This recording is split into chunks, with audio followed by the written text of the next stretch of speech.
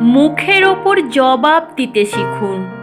নিজের মধ্যে এমন একটা তেজ রাখুন যেটা হবে আপনার আত্মরক্ষার সহায়ক।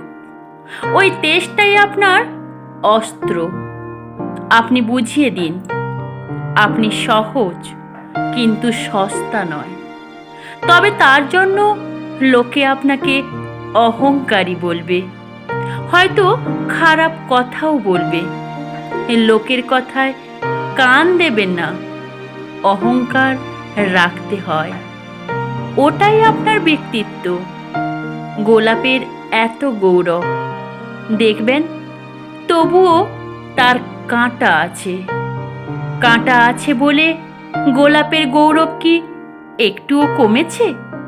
নাকি তার সৌন্দর্যের এতটুকুও ঘাটতি হয়েছে? আপনি যত বেশি নরম, মানুষ ভাবে আপনি তত বেশি দুর্বল। সে ভেবে নেয় আপনার সাথে তখন যা খুশি করা যায়।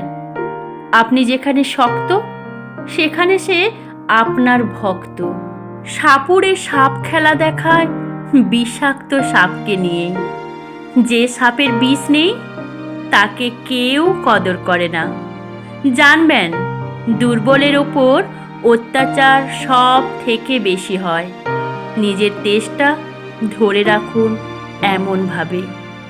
পাথরের গায়ে থাপ্পড় লাগলে যতটা না পাথরের লাগে, তার থেকে বেশি লাগে যেমন নিজের।